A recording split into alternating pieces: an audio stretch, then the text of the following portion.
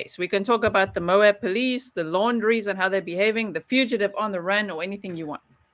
Yes. Now, what I'm giving you is my speculation, my 2 cents Yes. for whether it's worth. It's an Good, old good. guy, law enforcement career, but I it's a very sad situation. We try to keep it as light as we can when we discuss it sometimes, but if we the families that are involved were Yes. really affected by it. Even the laundry family, where their life is over as well. Their Yeah. boy's life is gone. For a Yeah. stupid mistake that what he did.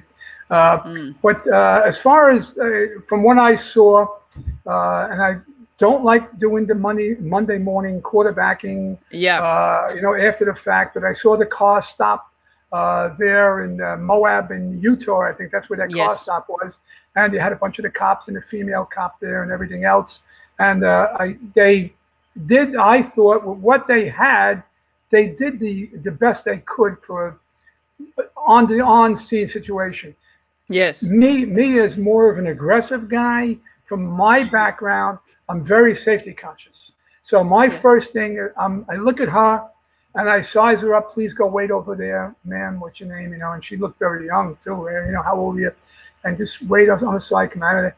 And then, but when I see a guy, my first thing, I'm thinking safety. I'm thinking gun. So, and then I didn't like it when I can say certain things. It's okay. Yeah. They Yeah. did a good job. But he put the keys on the Yes. truck. No, I'll take the keys and put the keys in my pocket. Step out of the truck, please. Just stay here. Put your hands on top of the car. It's okay. Only because he's not under arrest. Just put your hands up for Yeah. safekeeping. Everything is fine. You're going to be fine. You'll be out of here in a couple of minutes. But I have to think safety. The first cop that was on the Yes. scene. Yes. Think of it. Right. And then my mind spins. When you got, because it came over as a radio run. As a call for service. Yes. So with Yeah. that sort of a fight, altercation, that kind of a situation. And so it was something where that you could sort of do things. And the things you could do, certainly after the situation when more cops showed up on the scene, now everything is under control. You could start questioning him. You could start Yes. questioning her and stuff like that. And where you had made mention when you were on, I think it was a Bill show with Bill and Phil Yeah. and Joe, you had mentioned certain things they could have done was ask that question, are you safe, to the young lady, to Gabby, Yeah. and things like that. I agree 100% with what you did, and maybe I'm not sure if they did that. I don't think so, but I always ask two things. First of all, I'm thinking safety. I'm thinking gun. I says, you don't have any guns in that truck, do you? Right. In that van? No, no guns there, right? All right, no problem. Don't lie to me. Don't let me go on Mm-hmm. that truck and find a gun because you're involved here. Somebody called up, so I'm afraid I'm going to let you go. If you got no guns, we got no problem. You got a gun? Give me the gun. You're on your way. So you sort Yeah. of lie to him. You know what I'm saying? A little Yes. bit. Yes. He says, well, I do have a gun. Oh, okay. Don't stay here. You got a license for the gun? That kind of it. So it goes into, so I think of weapons, guns, knives, heavy Yes. narcotics, stuff like that. So you're looking for safety first, looking for Mm. safety for these two young people, Yes. for their own safety. Right now it's a push shove. They slap whatever they did, a little bit of fighting and all that kind of. Yes. So my thing is that the weapon kind of a thing, asking permission. If you ever, and I always tell the guys and the young cops today, if you ever feel uncomfortable about a Yes. situation and you feel, you're worrying about your safety, your fellow cops, or the people here, there, the people Yes. around you and such, and you search and you did it wrong, all right? So, but you got the gun, Yeah. right? So Yeah. you got him, you cuff him up, let the DA throw it out of court. But I got the gun. Mm-hmm. That's all I Mm-hmm. cared about, So I made a Right. mistake. I went too far. And you know what the Yeah. DA says? No, you didn't. You feared for your safety. You felt uncomfortable. Your Yes. years of experience, you've been around the block. You've seen so many gun arrests. So I always tell the young people, think safety first, the police Yes. officers, Yes. and make sure there's no weapons on there. One way or the other, get it done before you send Right. them on their way, And the Yes. other thing is what you had made mention with Gabby, that she should have been asked directly, and that's, I say the same thing. And it doesn't go by age, so to speak. It goes by situation. Now she's Yes. young, but she's of age. It's her van. Mm-hmm. You check the ID, the van. who owns it, and you ask them questions, but a little faster instead of hanging around there for a half hour, a little faster. But I'm sorry, and I really mean that not to criticize them, but it's a little more New York style, and they work a little bit more relaxed style, And I would have asked her, Right. I says, and if I would have seen her crying like that, I'd be afraid to, let them get back together, of course. So I'm thinking for her, I'll call your parents not because of age. She's of age. This is her fiance, boyfriend, whatever. But she was so upset. She was emotionally distraught, maybe a little immature in respect to the situation as I saw it. So I would worry about her in any situation. So I would say, my first thing, I'll call your parents for you. Here's a cell phone. Call your parents and make sure everything goes okay. And get her on the side. Do you want your truck back? It's your truck. What's he doing? He's driving and stuff like that. And he said, no, he wouldn't let me in the truck. That's your truck. You're right. What do you mean he wouldn't let? What do you mean he wouldn't let? Would he push you out? He took your cell phone. He took your cell phone. That's your cell phone. That's your truck. I don't care if you're the fiance, whatever it is. So I don't want to press Joe, whatever it is. So that kind of a situation takes it to another level. And you had another level, and you had made the good point, Gisela, about a follow up the next day. That's expensive. To do that is expensive on every domestic call, domestic violence call. But it would save lives, of course, And asking the question you had said, are you safe? Do you feel safe?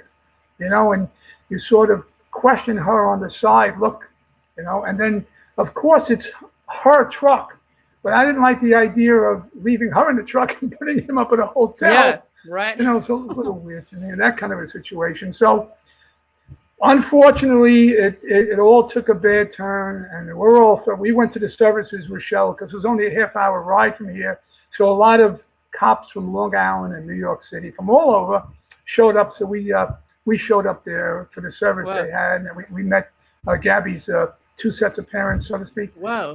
Okay. And our condolences and stuff like that, and it was a very sad situation. We paid our respects because it made and. What they were saying, I saw on the news today, the Gabby Foundation, that kind of a thing. Yeah. It is making a big thing, and domestic violence, and as you've been open public about it yourself, your situations of abuse and things like that. What you've been through, and you talk to, I think it's 1 out of every 3 women, and then the women in the chats, all the women there, I was abused, I was assaulted, and this and that. I said, as a guy, an old-fashioned guy, I said, what are you kidding me? And it's, what are you, all of this? He says, yeah, everybody in crappy relationships, and and trying to get out of a relationship. It's a controlling factor, of which I felt he was a controlling narcissist, and I just wouldn't trust a guy like that. I don't trust a guy, with a young girl, but I thought he was a controlling narcissist, and I had a bad feel for it, but not to do anything different than what they did, other than what you had said about doing a follow-up the next day. But then it was a span there from when that happened until, so they did stay together for another bunch of days. Well, it was 15 days, but for 6 of those days, he allegedly went home as well, which is so weird when you think about him going home, and then the parents sending, he's going back and forth, and then it's so weird. The timeline is just very strange. Wasn't that terrible? And it didn't make any sense to me. And then when he got into Florida over there with the parents and such like that, I was uncomfortable with all that and stuff. And the cops lost sight of him, even though he wasn't at the time maybe the prime suspect, the person of interest, which is a bunch of nonsense. This is the new soft approach to police work is person of interest. Right. He's your suspect, and he's your prime suspect. He's your guy. Right. So don't lose him. You two guys at one time, don't lose them, please. Anyway. Front and back. Yeah, you got it. But but that was my contention, small police department, but that's okay. That these things happen, and did the parents help him? I'm sure, right? My guess, this is only speculation. They helped him. Yeah. And I'm sure Joe Murray will tell you the same thing. He's the defense attorney, besides being a good old cop. when it came to when he wasn't the suspect, after he used the credit card, they looked for something and they found out the debit card that he had used her debit card. So now you got him something to charge with a felony. You put a felony warrant on him and that kind of thing. Now, from that day forward, as far as I'm thinking, my legalese from way back, and Joe will probably be more explanative about it, but from that point on, any aid that they would lend to Brian would be criminal, aiding and abetting, harboring, hiding, whatever they did, or anything after that. If you knowingly help him in any way to get away, harbor him, hide him, so, to hide him in that kind of a situation. But until that point, until he had a warrant on him, really the family could have, I guess, helped him in any way they wanted. It wasn't illegal to help their son, There's something. But when all comes down to it, usually, hey, Joe, I see him popped up. Yes, Lieutenant Pranzo, right? Thanks, Joe. Here, he knows. So he knows a lot more than I do. But anyway, so after the warrant came down on him, anything they do now, and that's why the lawyer came out, no, we're going to help. And they changed their attitude a little bit. We don't know where he is. They sort of will help search and that kind of a thing. So now anything anybody does who knows about Brian can be charged with harboring, aiding and abetting, and that kind of a situation. But it's a sad situation, and I feel bad for everybody involved. Of course, Gabby's family, they were destroyed. I mean, they were beside themselves, and handled it with such grace. And I could never do that. I'd be on the plane. I'd be looking for them. I'd be walking through the swamp. Yeah, if it was my kids, grandkids, whatever it is. And I have my granddaughter is getting close to that age. And so I think right away, blonde, pretty young lady. And I think of my granddaughter. I said, my God, I'd load up with all my guns I got, go down and hunt the guy down. Are they allowed to do that? Like, can her family also, can they go out there and look for him, or is that not allowed? No, you could look as long as you're not interfering with anything. You could look. You could do whatever you want. You can't carry guns, of course. But you could sort of look for it. You could help out and stuff like that. But like Gisela, your guess is as good as mine, as everybody else in the chat room. He could be anywhere, where he is, whether he's still in Florida, somebody's got him, somebody's harboring him, somebody's helping him, or he's in Mexico, he's in an island someplace, he boated off of Florida and that kind of a thing. He could be anywhere, and it may take. He could be in Cuba, for all I know. For all we know. Yeah, he could be in Cuba with Joanne Chesimard from the Liberation Army from years ago. I don't know. She's got $1 million bounty on her head. Yeah, but so I my guess is as good as everybody else's where he is. It's just that, and then of course I think of the charges, and a lot of people differ with me and stuff like that. I've seen these cases, and you never trust a jury.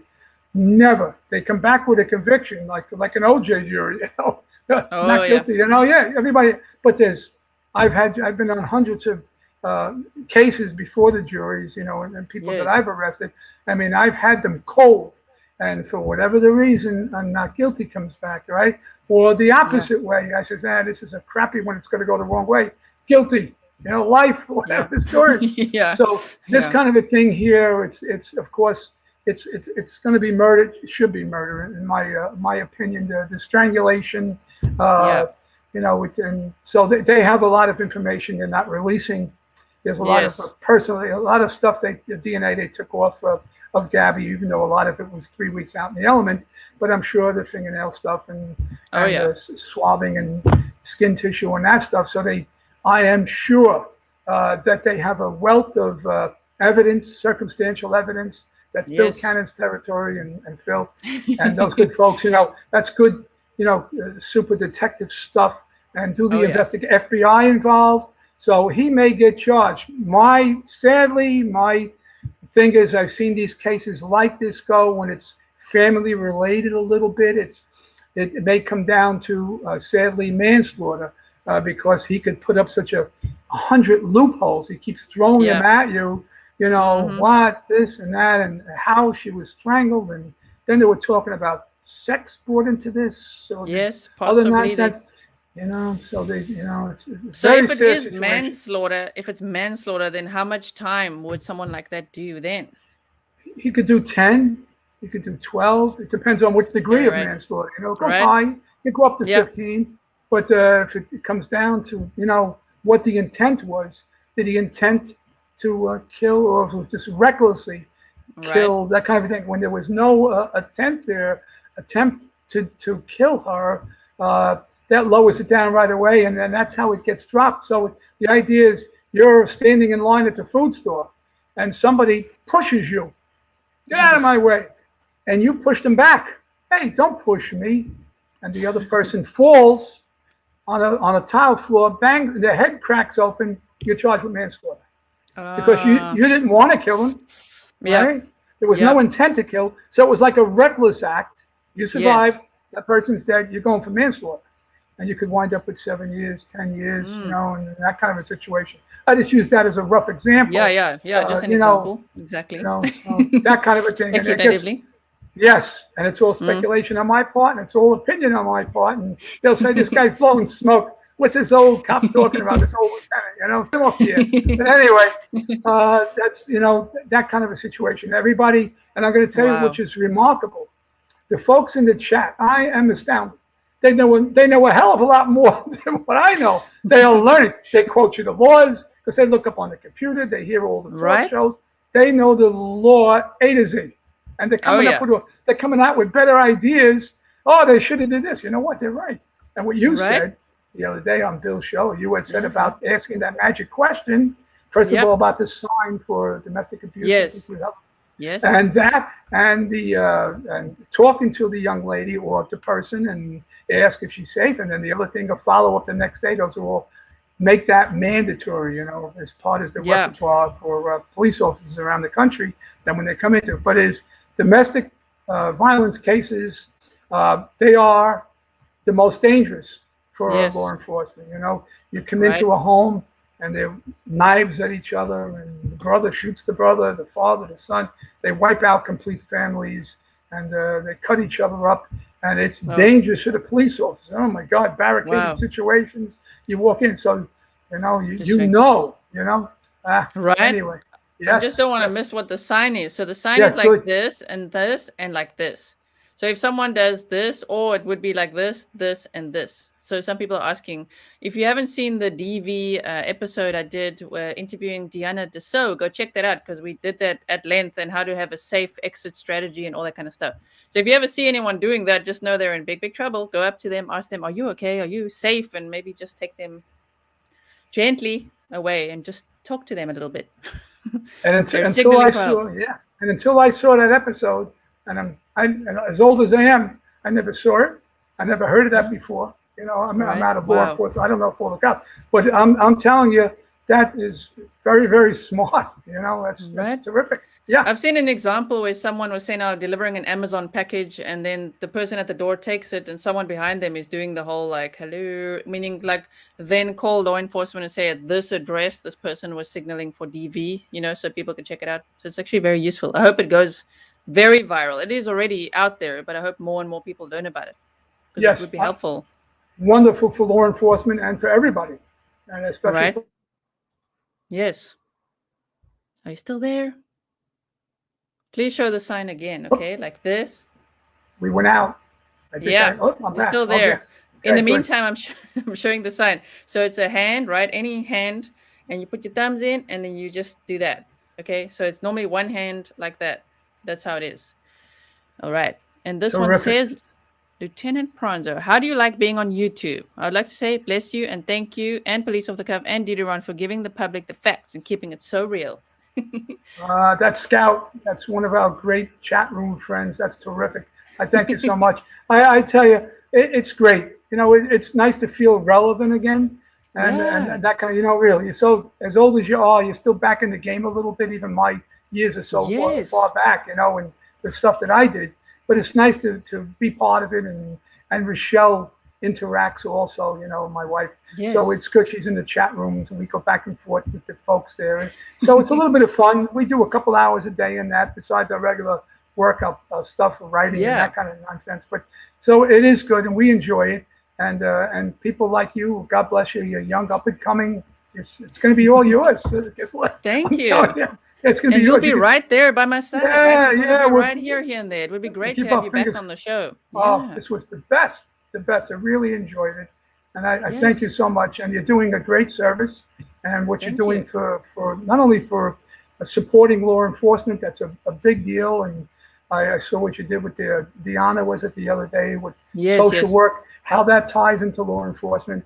That's a big deal. And the warning side for abused folks and people in bad relationships and everything else. That's a big deal, right. you know. So you're doing you're doing a good public service. We appreciate that, you know. Thank you, really. Thank you so much. And we're all a great team over here. Thank you so much, everyone. They're saying, love your work. Go Grizz, Grizzle. Carve it up. Carve it up, everyone. Great to be here with Lieutenant Pete. They say. So now we've gone to the 90-minute mark. So we're going to have to call it a night so that even the mod squad and everyone can rest. But you are welcome back anytime. I can't wait for the movie. Keep our fingers crossed, release. You know? Yeah. Movie, the next book in 2029.